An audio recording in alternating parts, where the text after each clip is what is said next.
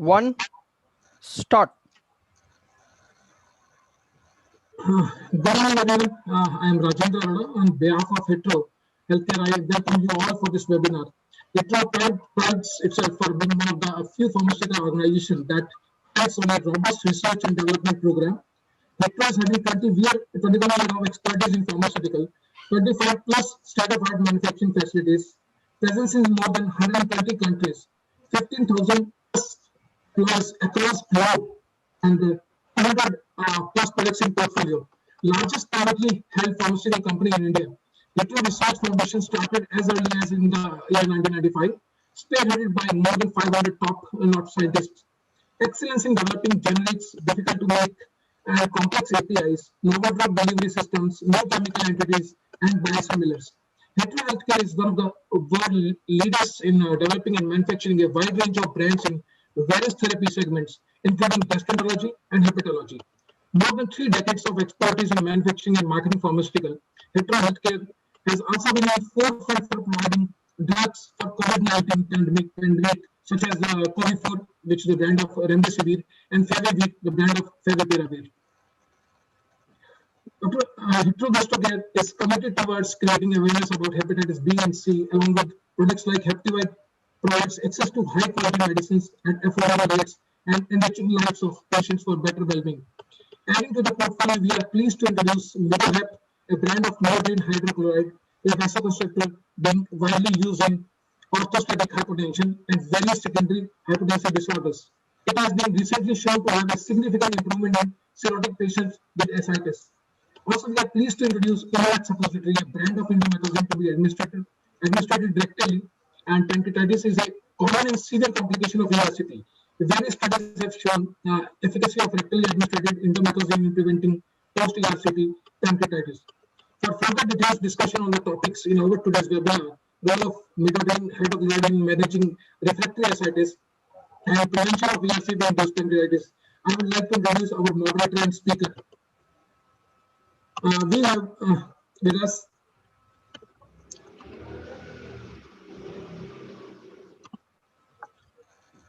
our moderator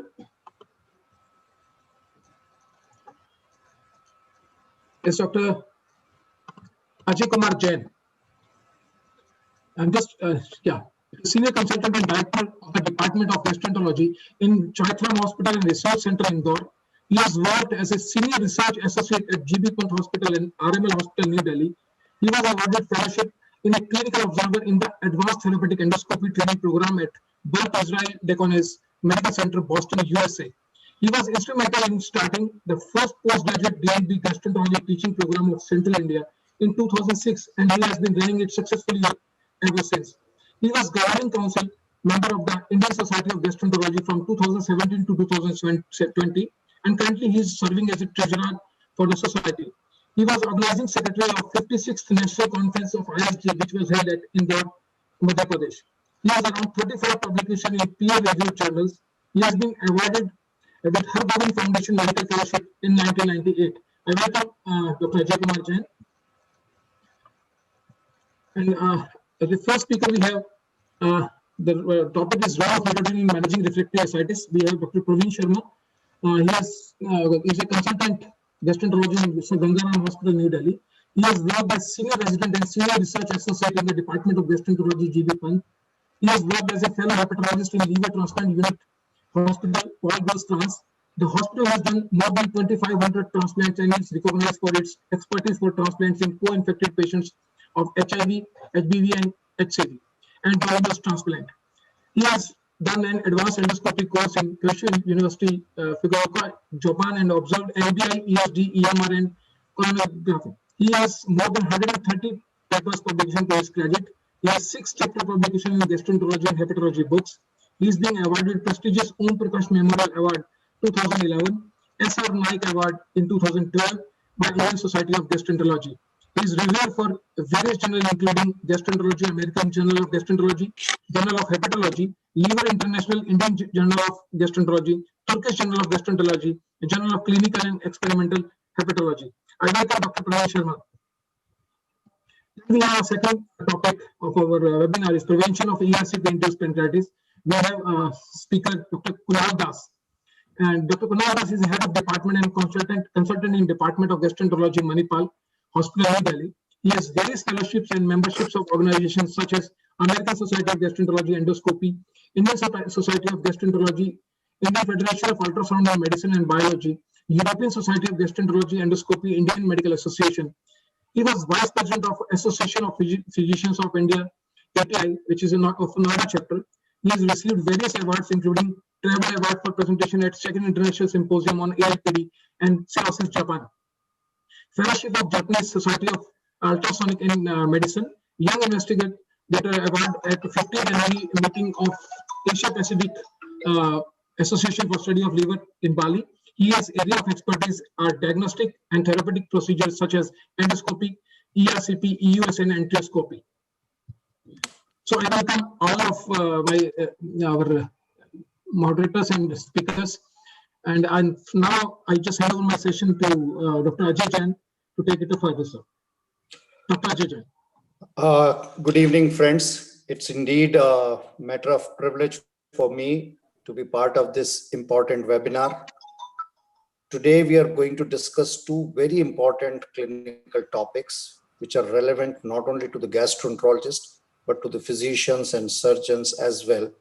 And they are the one which we see day in and day out in our day-to-day clinical practice.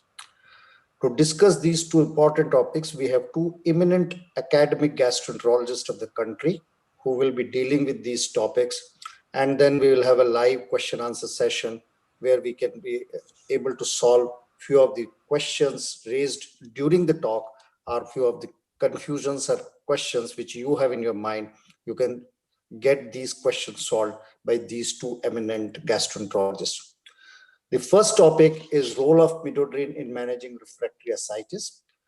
With the prevailing corona call and then changing lifestyle, the prevalence of chronic liver disease, especially because of alcohol and non-alcoholic fatty liver disease, is increasing. And most of these patients, when they come for the first time, they come with a decompensated liver disease. And the refractory ascites are one of the most common complication of these diseases, where we have to face a lot of challenges. So to deal with the newer management options in the management of refractory ascites, we have none other than Dr. Praveen Sharma, who is a par excellent academician with 130 paper publications in peer-reviewed journals and 6 chapter publications in gastroenterology and hepatology books. He will be discussing with us the role of midodrine in managing refractory ascites. Dr. Praveen Sharma, please. Thank you, Dr. Ajay, and thank you, the hetero team. So I will be discussing today the role of midodrine in managing refractory ascites.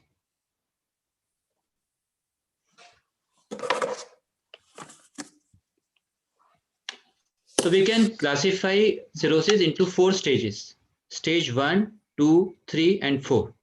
Stage 1 is characterized by when the patient has cirrhosis, but he has no ascites and no esophageal varices.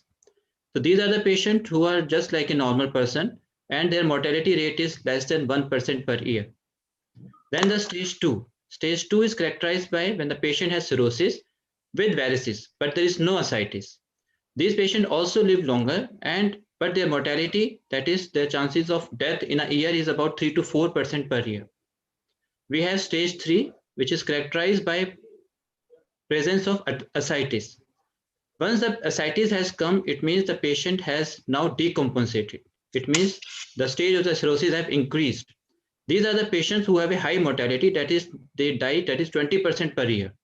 So the formation of ascites is an important step in the natural history of cirrhosis. Then the stage 4, which is characterized by decompensated liver disease, which is characterized either by esophageal bleeding with or without ascites. So these are the patients who have a high mortality over a period of 1 year. Now let us see what is the natural history of ascites. Once the patient has cirrhosis with portal hypertension, but there is no ascites, it means that the portal pressure in them is normally less than 10, and there is minimal Spanklic vasodilatation. Once the patient has developed ascites, which is uncomplicated. When I say uncomplicated, it means there is no SBP, that is the infection of the peritoneal fluid, or patient whose ascites can be controlled easily by diuretics. That is, it is not uncontrollable by diuretics, which is called as uncomplicated ascites. In this patient, the portal pressure is though high, which is more than 10, and there is a moderate splanchno-dilatation of the splanchnic vasculature. Then comes the refractory ascites, which we are dealing with. Refractory ascites is an complicated ascites, which is characterized by when the portal pressure is more than 10 and there is severe vasodilatation of splanchnic vasculature. Then the terminal stage of the liver disease, when there is a marked extreme vasodilatation, these patients of refractory ascites are complicated by renal injury, which is called as hepatorenal syndrome. So this is how this is the natural history of ascites. So ascites could be because of two hypothesis theory. One is known as the underfilling and the second is the increase in the splanchnic capillary pressure. So in the cirrhosis, there is a portal hypertension when we call the HVPG is more than 5. There is a splanchnic vasodilatation. This is the characteristic steps of cirrhosis patient. Splanchnic vasodilatation can lead into two things. One is the arterial underfilling, that is most of the blood remains in the splanchnic vasculature, and there is an underfilling of the systemic vasculature, which is characterized by activation of various vasoconstrictor systems and antinephrotic factors. This is the main step in the formation of ascites and the complications of cirrhosis. Once there is an activation of these vasoconstrictor agents, they cause sodium retention through the kidneys, they cause vasoconstriction of the kidney vasculature, and thereby they causes the sensation in the body that you need to store more of water, which leads to ascites formation. Similarly, if there is a splanchnic pressure, there is a high in the splanchnic pressure, there is more of lymph formation than the lymph returns, which itself can lead to ascites formation. If we know this, the pathogenesis of ascites, then we can control this by using various diuretics and the sodium restriction. We need to understand what is the pathophysiology basis of cirrhotic ascites before we can go on the refractory ascites and the control of ascites. On the x-axis, this is the time in years, and on the y-axis, there are changes which were followed in patient of cirrhosis. Initially, when the patient has compensated cirrhosis, which means patient has no ascites, no varicose bleeding, no hepatic encephalopathy or jaundice, then this curve, the red one, is known as the cardiac output. In the initial phases of the cirrhosis, the cardiac output almost increases, but in the terminal stage, when the patient has decompensated, this cardiac output decreases. Similarly, the systemic vascular resistance, initially it reduces and then it keeps on reducing once the progression of the cirrhosis. And the splanchnic vasodilatation, it started increasing from the compensated stage to the advanced stage of the cirrhosis. So what does it mean? That in the patient who have an advanced cirrhosis, there is a decrease in the cardiac output, there is a marked splanchnic arterial vasodilatation, and there is a reduction of the systemic vascular resistance. So this three pathogenesis process causes increase in the degree of activation of various renin-angiotensin aldosterone system pathogenesis, systemic nervous system, and antidiuretic hormone release. So this is a pathophysiology of formation of ascites, thereby stimulation of this pathway leads to stimulation of the kidney and absorption of more water. So how do we treat ascites? We are dealing with ascites who have a high SAG ascites. If the patient is taking alcohol, one should always stop alcohol. If the patient has other treatable liver disease like hepatitis B and C, one should try to treat those. Then we can control the ascites. If the patient has significant portal hypertension, the use of salt and diuretics should be used. One should always identify some precipitating factor which can lead to ascites. If you can reduce that, if the patient is taking extra salt, try to reduce that. If the patient is not taking diuretic, one should try to compliant the patient so that he can take more diuretics on the regular basis. If there is a GI bleeding, stop it. If the patient has developed SCC, then these are the patients who can go into the refractory stage of the ascites. If the patient is taking non-steroidal anti-inflammatory drugs or maybe some antihypertensive like ACE inhibitor, ARB inhibitors, try to reduce those because these are the drugs which can complicate your control of ascites. So treatment of ascites as a general principle includes salt restriction, which is the mainstay of treatment in every form of ascites, either it is complicated or uncomplicated. One should try to reduce the salt intake to 2 grams, which corresponds to about 5 grams of common salt in our day-to-day practice. Low salt normally can eliminate ascites in about 10% of the patient, which is normally ascites which is grade 1.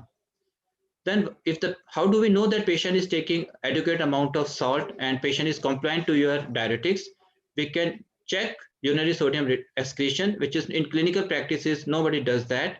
But one can check the urinary sodium versus potassium ratio, which can be done easily in the clinics also and in the lab. If it is more than 1, it means that the patient is probably compliant to your salt restriction and diuretics.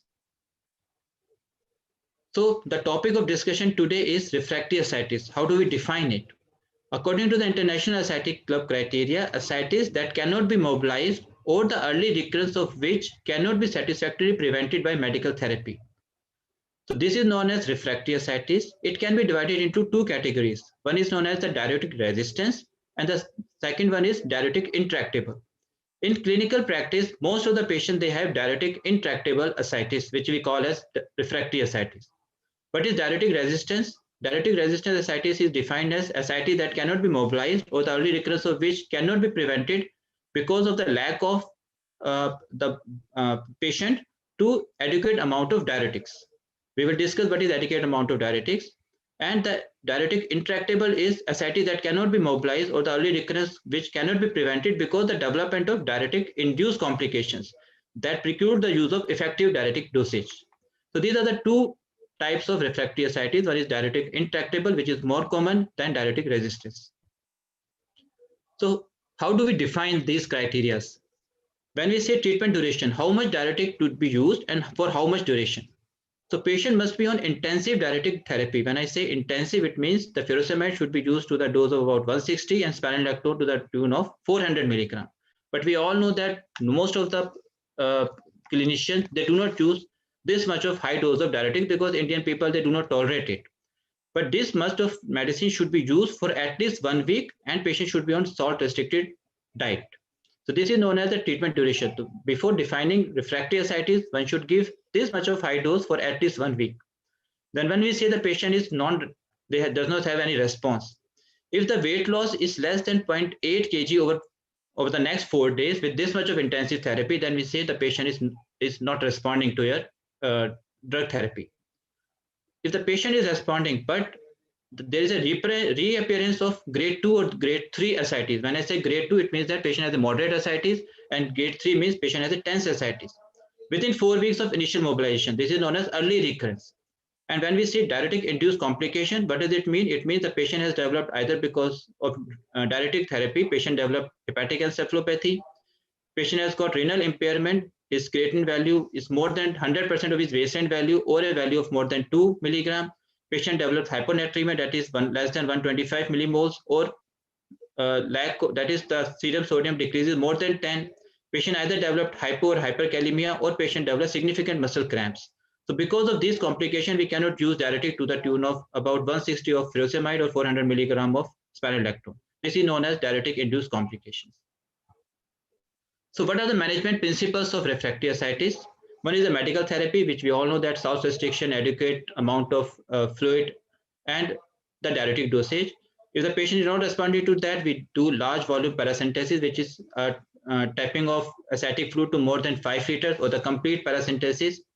If the patient is still not responding that, or they were recurrent ascitic requiring recurrent LVP, TIPS is the therapy. The definite management principle is a liver transplant. If the patient develops refractory ascites, then the chances of his survival in the next 1 year is less than 30%. So any patient of cirrhosis with refractory ascites is a transplant candidate. One should always ask this patient to undergo liver transplant as early as possible because his survival chances is less than 30% over a period of 1 year. Then there are other medical therapies which we are going to discuss. And if patient is not able to there is no other options than the palliative therapy with repeated large volume paracentesis is the only medical means which we have. So the initial treatment principles is look for his drugs. If the patient is taking ACE inhibitors, receptor blockers, or NSAID, that should be stopped. Try to, there is a good study which has shown that if his systemic blood pressure is more than 82, these are the patients who have a good survival vis-a-vis those whose systemic blood pressure is less than 82. So the newer therapy which are used for the treatment of refractory ascites try to keep the mean arterial pressure on the higher side so that the patient responds better to diuretics. Then salt intake should be strictly monitored, and diuretics should be adequately implemented in these patients to the extent that they can tolerate this without any intolerable side effects. Step 3 is very important. If the patient is taking some beta blockers, so there is a controversial issue whether beta blockers should be given in patients who have a refractory ascites, but if you want to give it to the lower dose, and propanol is better than carvedilol in patient of refractory ascites, and propanol should be used if at all to the lower doses, that is less than 40 milligram in most of these patients. Carvedilol should be avoided because they have an additional vasodilatory effect of against anti-alpha-1 receptors. Third, normally we try to titrate the heart rate to about 50 to 55, but in this patient, this target heart rate should not be achieved because they have a low BP, and if you target with a high propanol, this patient will develop more ascites and refractory ascites. So according to Baveno guidelines, Baveno 6, beta blocker should be avoided if the systemic blood pressure is less than 90, if the creatinine is more than 1.5 and patient has severe hyponatremia, then they should be used with caution. They should not be avoided. There is no guidelines which say they should be avoided, but they should be used as low as possible. Now the topic of discussion is midodrine, because this baseline data is important before we jump into the midodrine use. So midodrine and its role in refractory ascites. So what is midodrine? Midodrine is alpha-1 agonist drug, and it is a prodrug. It gets metabolized in the liver to its active metabolite, which is known as desglycyrrhizidine. The half-life of midodrine is about 25 minutes, vis-a-vis its active form, that is desglycyrrhizidine, has a half-life of 3 hours. Why this 3 hours is important? Because then the dosing principles of midodrine is based on this half-life, that it should be given on 4 to 6 hours interval. Midodrine gets metabolized mainly by the liver, and I just want to say that till now, though midodrine has shown to be safe in patients who have cirrhosis, but it should be used with some cautions in patients with cirrhosis because it gets metabolized in the liver. It has got insignificant renal elimination by midodrine, but desglycyrrhizidine is excreted by the renal. So if the patient has got renal dysfunction, the use of midodrine should be used with very cautiously because his active metabolite gets eliminated by the midodrine, by the renal route. So midodrine is a prodrug which get into this active metabolite desglycyrrhizidine in the liver, which acts on the alpha-1 receptor agonist. How does it act? It is a vasoconstrictor, so it increases the tone in the systemic vascular resistance, systemic vasculature, as well as in the splanchnic, leads to splanchnic vasoconstriction. Thereby, it improves systemic circulation. Once the systemic circulation increases, it also improves the renal function. Once the renal function improves, it causes increased sodium and water excretion, and there is a more improvement in the ascites formation. So this is how the way of acting of midodrine. So dose of midodrine should be started from 5 milligram 3 times in a day and should be increased to the tune that we achieve a mean arterial pressure increase of more than 10 over a period of about 5 to 7 days. Midodrine must be taken during the day and at the interval of about 3 to 4 hours because of the plasma half-life. It should be avoided in the late night because sometimes it can cause supine hypertension. So the last dose of midodrine should be at about 6 or 7 o'clock to avoid supine hypertension. So there are various studies which have shown that the midodrine, if used in conjunction with the diuretics, is more able to control the refractory ascites. This is an important study published from the Egypt. In American Journal of Internal Medicine, they have taken about 90 patients, out of which 71 completed the follow-up part. Out of this, Group A and Group B, Group A received the standard medical therapy. When I say standard medical therapy, it means they are using loop diuretics and they are using large volume paracentesis as per required basis. And some of these patients, that is Group B, received midodrine to the dose of about mean of 12.5 milligram. This is not the adequate dose, but still, if they are using 12.5 milligram, let us see what is the results. In this patient, this one is the weight loss is by the standard medical therapy. This is the weight loss which achieved by standard medical therapy, which is significant, but lower than those which are acquired by midodrine. Similarly, mean arterial pressure also increased more in the midodrine group, and urinary volume also increased more in the midodrine group. What does it mean? It means that the mean arterial pressure is increased in patients who were treated with midodrine. Similar study published from PGI Chandigarh by Dr. Virender, which have used midodrine in patients with refractory and recurrent ascites. So there is a difference between refractory and recurrent ascites. I told refractory, the definition I already told you. When we say recurrent ascites, it means that patient has got more than at least 3 large volume paracentesis in 1 year. So these are the patients who are referred to as recurrent ascites. So in this study, 20 patients were used. 20 patients were randomized to the standard medical therapy, and the 20 were to standard medical therapy along with midodrine. So in this study, they also found that the sodium excretion was more in the midodrine group, which means the renal function increases. Plasma renin decrease, which means that there is an improved systemic circulation, and plasma aldosterone level also decreases, which means that there is a reduced renin activity. What does it suggest? It suggests that midodrine improves hemodynamics in cirrhotic patient with ascites. They followed this patient for about a year, and in 1 year follow-up, significantly more patients in the midodrine group, they achieved complete remission, that is the complete resolution of the ascites, to the tune of about 1/3 of these patients, they achieved complete remission over a period of 1 year. And if you compare to the standard medical therapy, there was a significant difference. So if you add midodrine to standard medical therapy, you can achieve control of refractory ascites in about 1/3 of these patients. And once they followed this patient for a year, they also found that there was significant survival in this patient. So if you can improve the survival of this patient with refractory ascites with midodrine, it is a landmark, I think, important step. But this study has to be validated in other centers and on the randomized control group in a larger way, because they have used only 20 patients. So this conclusion that it improves survival has to be taken with a keynote, but it improves refractory ascites compared to standard medical therapy.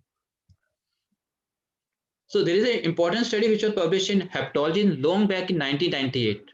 So they have shown that if you give midodrine over a period of about 3 hours, there is a significant increase in the mean arterial pressure. Heart rate also reduced in this patient. Cardiac index also reduced. I must say that why cardiac index reduced? Because it reduces the systemic vascular resistance. So there is another study which have used rifaximin and midodrine, and they have found that if you use combination of these two, it also improves refractory ascites. So midodrine along with standard medical therapy, rifaximin along with midodrine also improves refractory ascites. So what is the hypothesis behind that? Why rifaximin and midodrine? Midodrine is an alpha-1 agonist which improves the splanchnic vasoconstriction, thereby it increases the renal flow. Rifaximin, it improves the gut microbiota, thereby reduces the inflammation. Reducing the inflammation also improves the splanchnic vasodilatation. So these two combination of drugs is an important thing which can improve refractory ascites. So this study also showed that midodrine and rifaximin improves the survival as well as the control of refractory ascites.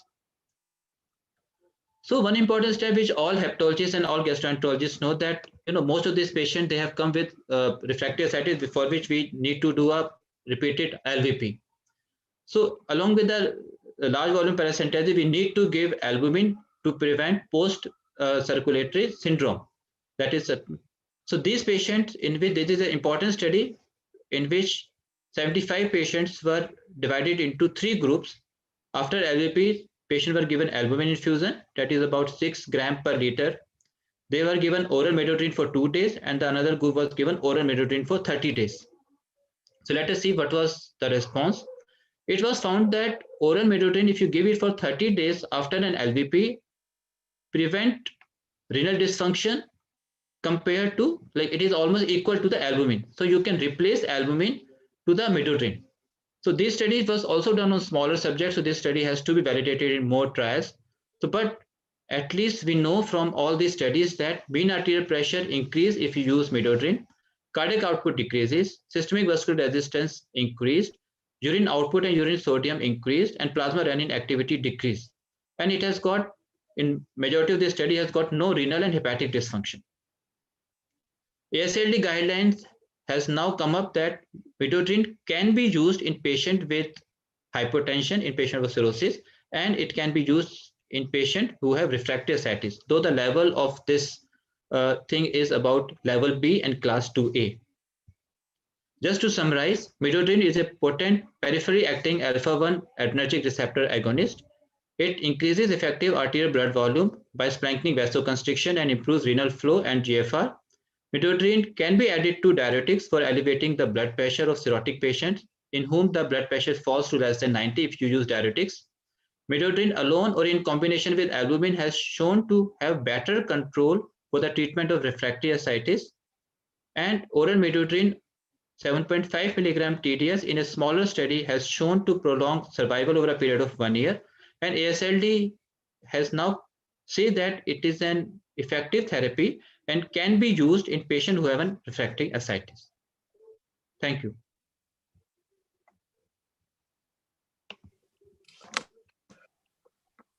Thank you, Dr. Praveen, for an excellent and lucid presentation on midodrine. I think in one line, if I can summarize, midodrine is an oral terlipressin which improves renal function in refractory ascites. I think we can take questions at the end of the second topic. So both the talks are concluded and then we can have the question answers. Is it okay? Yes, so the next talk is by Dr. Kunal Das, who is an eminent gastroenterologist in the NCR Delhi, and he has a keen interest in therapeutic endoscopy. And he will be dealing with a very important topic, post-ERCP pancreatitis, which frightens almost every gastroenterologist who is doing ERCP. So Dr. Das will be giving us tips how to prevent this post-ERCP pancreatitis and how to treat if it develops. Dr. Kunal Das, please.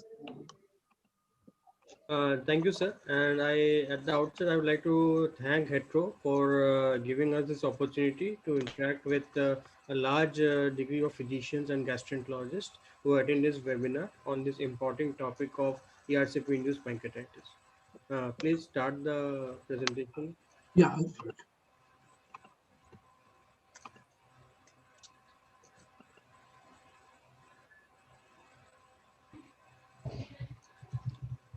Rajinder, can Yeah, you just to start the presentation, please? Yeah, I'll be sharing the slide, sir. I'll be sharing the slide. Just a minute, please. Okay. As the slide is starting, as you know that ERCP is a very therapeutic procedure, and we all know that all therapeutic procedures have a lot of complications. The complications, one of the most dreaded complications and the most commonest complications is ERCP-induced pancreatitis. In ERCP-induced pancreatitis, we know that whenever we are doing the CBD cannulation, sometimes the cannula may go into the PD, and we have now strategies which can reduce this ERCP-induced pancreatitis. Okay. So one of the most important complications is ERCP-induced pancreatitis, and one of the most important strategies is how to prevent it and what is the.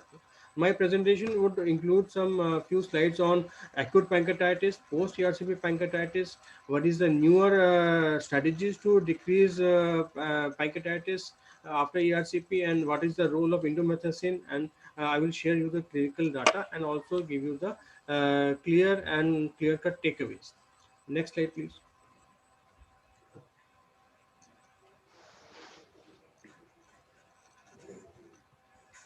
Next slide. Yes. Okay. So acute pancreatitis is an inflammatory condition of the pancreas caused by an autodigestion of the gland by the digestive enzymes, leading to its functional impairment and morphological change. As we all know, the pancreas is an organ which lies behind the stomach, and any infection or digestion by the pancreatic juices causes pancreatitis.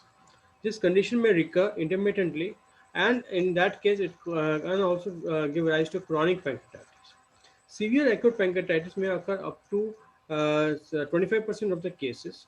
Most of the cases are 60% to 70% are mild pancreatitis, 10 to 15% are moderate pancreatitis, and 10 to 25% may be due to severe pancreatitis, depending. The incidence of acute pancreatitis is higher in USA, Finland, and Scotland. In India, its prevalence is mean age is 45 years, ranging from 26 to 57. Most of the pancreatitis occurs in the range of 30 to 50 years. Next slide, please. Etiology. In the etiology of pancreatitis, main is due to ductal obstructions, acinar cell injuries, defective intracellular transport. Gallstones, alcohol are the most common causes of acute pancreatitis. Uh, Trauma, ischemia, and viruses are other causes. Some of the causes is due to drugs, and one of the minor causes is post-ERCP or endoscopic retrograde cholangiography induced pancreatitis. There are certain other causes like hypertriglyceridemia, hereditary, and hypercalcemia also. Next slide, please. So the most important is the diagnostic approach. The diagnosis of acute pancreatitis should be considered in any patient with pain. And if it occurs after ERCP, so another point is about acute pancreatitis after ERCP. So two of the three conditions should be met for a diagnosis of acute pancreatitis. A typical history. A severe acute pain in the upper abdomen which radiating to the back is a typical pain of acute pancreatitis. Elevated serum amylase or lipase, which is more than 3 times from upper limit of normal. Usually normal range is from 70 to 90 units. So anything more than 300 or 400 would go in favor of acute pancreatitis. Plus there has to be a imaging which can be a CT or an MRI or an ultrasound to be consistent with acute pancreatitis. Next slide, please. So out of the three conditions, one is a clinical condition, one is a blood report, and one is an imaging facility. So revised Atlanta classification defines acute pancreatitis. Mild acute is where is no local systemic complications and there is absence of organ failure. Moderate severe acute pancreatitis where there are some local or systemic complications or there may be a transient organ failure or both.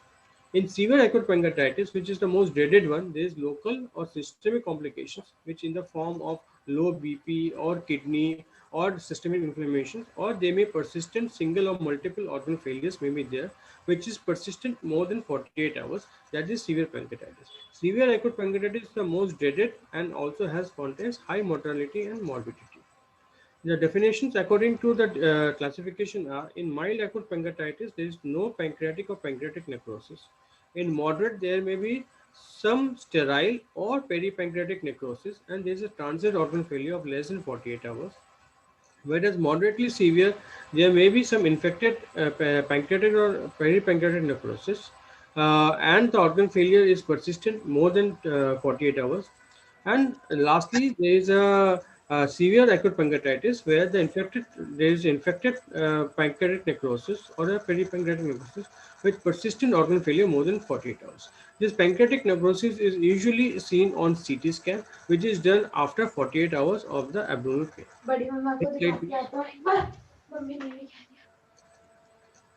Next slide, please. This is the local complications which can see. This is the acute pancreatitis where there is acute fluid collection.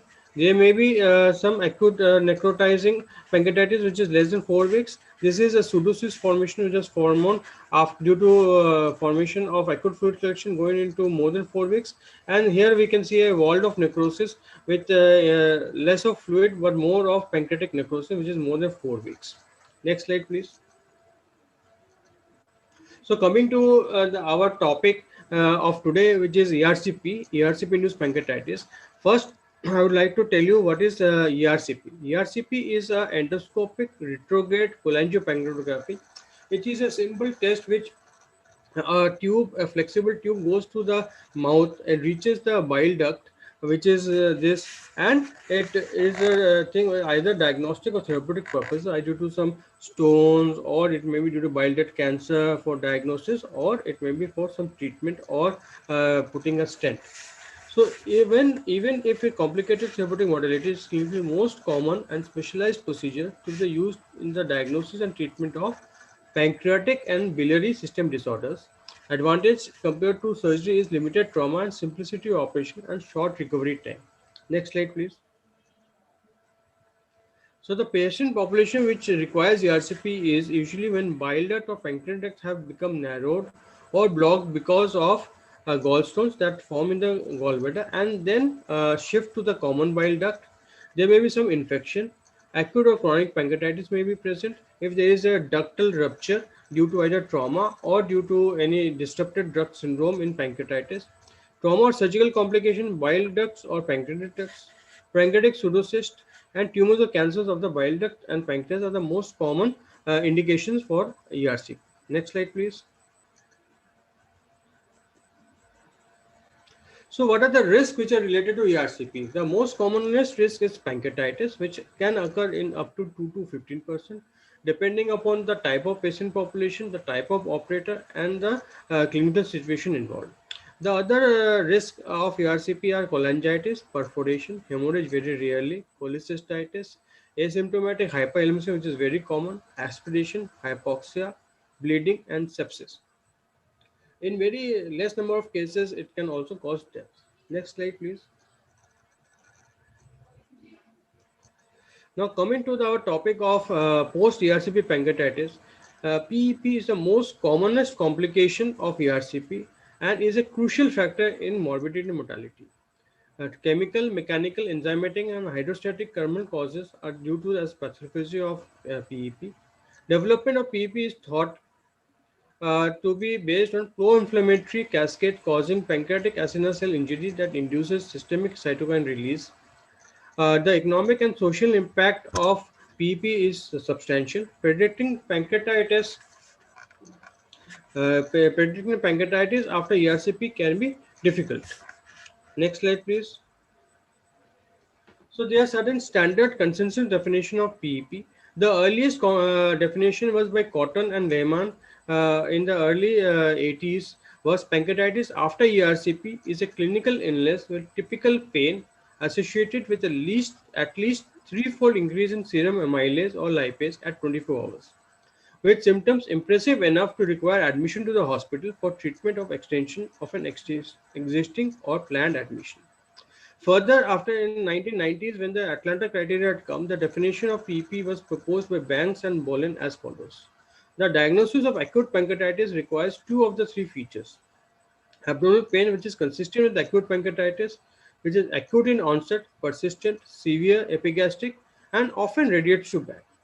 Increased serum lipase or amylase activity, which is at least 3 times of upper limit of normal, and characteristic findings of acute pancreatitis on CT or MRI or even ultrasound. Next slide, please. So these are the standard definitions of PEP, that post procedure, if there is a pain which is consistent with acute pancreatitis, raised amylase or lipase levels, and a imaging facility which can be ultrasound or CT or an MRI will be confirmed as post ERCP pancreatitis. Incidence of there was a study which saw around 1,000 patients. It was found that most criteria between US and Indian centers were almost similar. Difficult cannulation, failed cannulation, pancreatic sphincterotomy was more among cause of PEP among US. Pre-cut sphincterotomy was more common in India. More than 2 duct injections was again more common in India as a in US as a cause of PEP. Incidence of PEP was almost similar in Indian center as well as US center, and duration of hospitalization was 2.2 days compared to 4.4 days in US, less in India. Next slide, please.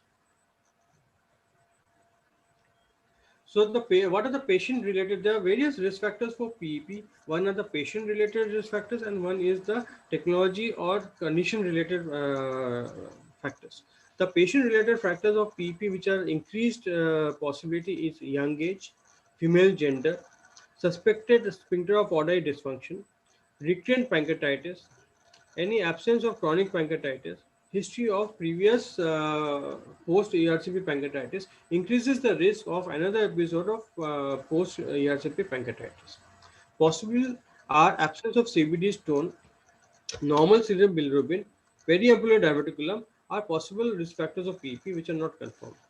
There are certain things which are absolutely not related to PEP are normal or small CVD diameter, presence of pancreatic divisum, allergy to contrast medium. These are not patient factors for PEP.